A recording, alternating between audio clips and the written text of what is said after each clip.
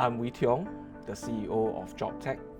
JobTech is a people analytics and artificial intelligence company that empowers people leaders to develop their people for new work realities and the future of work that's driven by actual business needs and labor market needs. JobTech is actually a B2B company, and through the EduTech Alliance, we hope to bring our products and services to service the general public.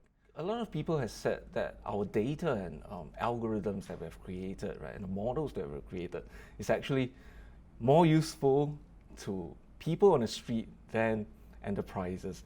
Who actually benefits the most from labor market data? I think it's people who are looking for career switches, for jobs, for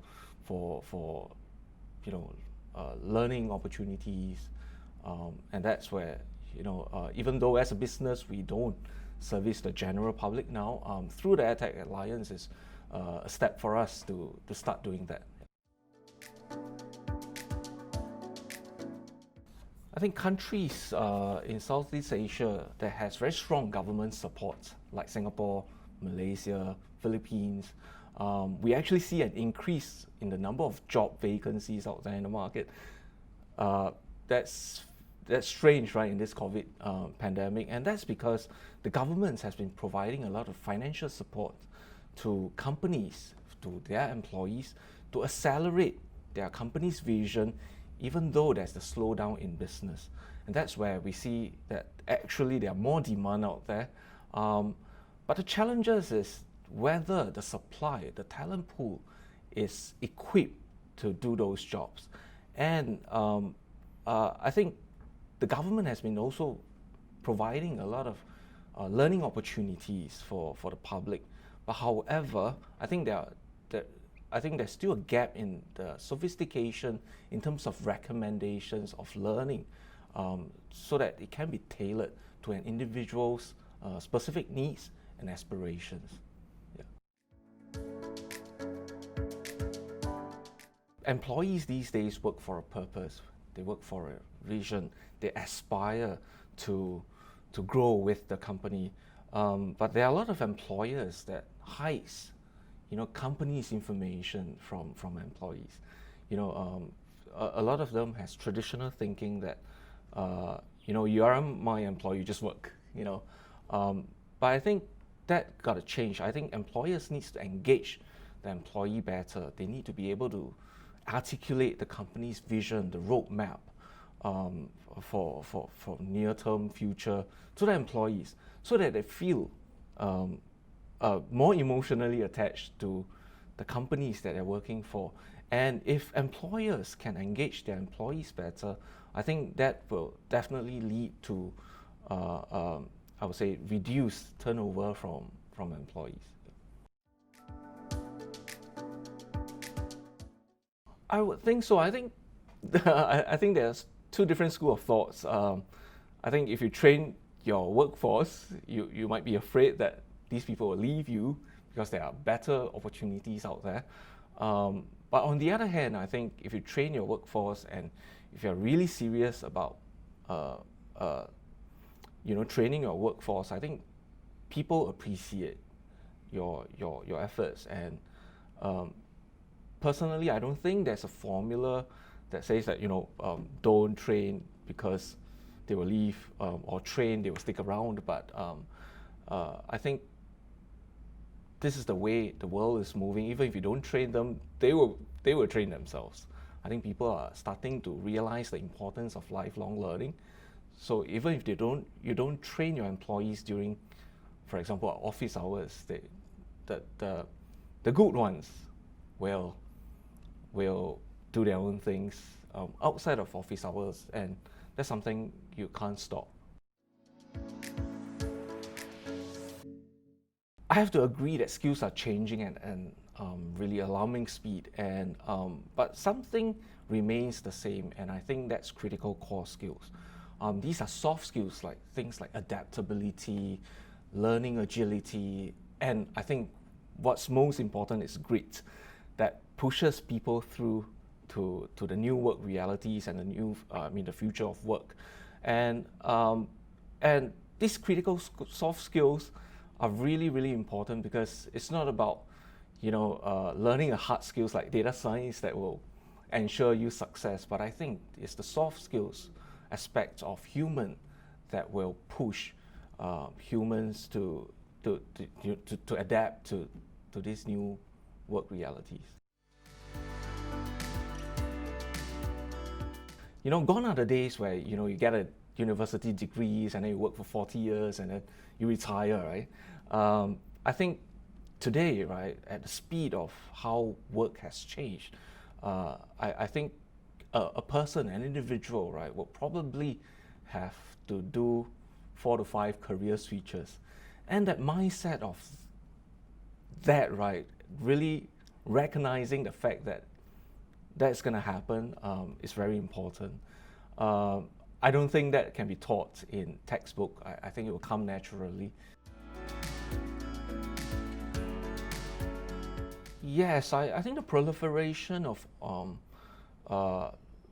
learning systems like Coursera, Udemy, around the region, open learning, these are, I mean, they have been proliferating. They have been, the business has been growing quite rapidly, and the reason why is people are starting to realize that lifelong learning is important. But I think what is lacking is, lifelong learning is a very vague word. Learn for what? Learn for personal interest, or learn for career advancements, or future-proofing your career. I think people requires more help or tools, more sophisticated tools to help them make decisions on learning. In Southeast Asia, I think because of the labor market situation, where there are more talent supply than demand, I think countries, I think developing countries, the spirit of learning is stronger than in Singapore, because our labor market is very tight. We have a lot of, we have more job vacancies than talent, in a sense, and that's where people are busy with their day-to-day, that we tend to neglect learning. And I think the COVID situation or the crisis has actually changed that a little. In this sense, I think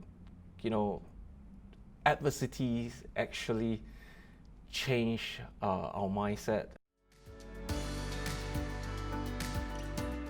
The COVID-19 pandemic has caused a major shift in the work environment, and in JobTech, we have observed a four times increase in the number of jobs that mention working remotely or working from home. Personally, I have been facing the limitations of virtual meetings, Zoom calls, and the reason is, when I'm presenting something, I'm presenting to my screen. I cannot observe the body language of people.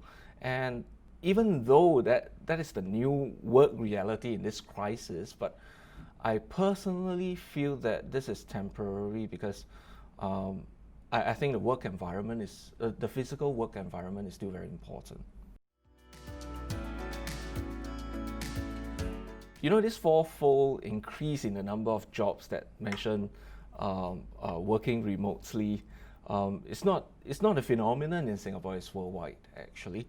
And working remotely means that it means that I don't have to travel to the office, right? So essentially, a Singaporean can be sitting at home but working for a company in a different time zone. I think those kind of arrangement is going to grow.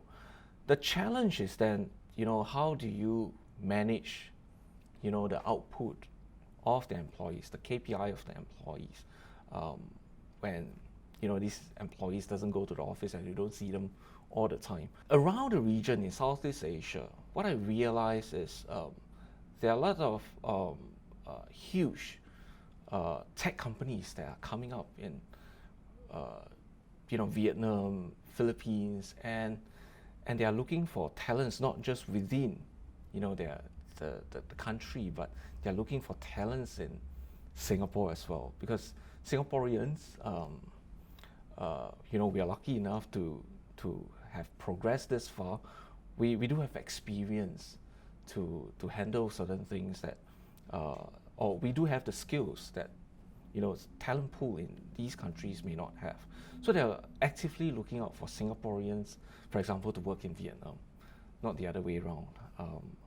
And that's where I realized that probably Singaporeans are not so open, or they may not be aware of situations like this, because we are traditionally known as the importer of foreign talents, right? But not an export of talents to first world countries like the US, the Europe, right? But I think things are changing. There are a lot of really, really amazing companies that have sprouted in Southeast Asia that are looking for talents in Singapore.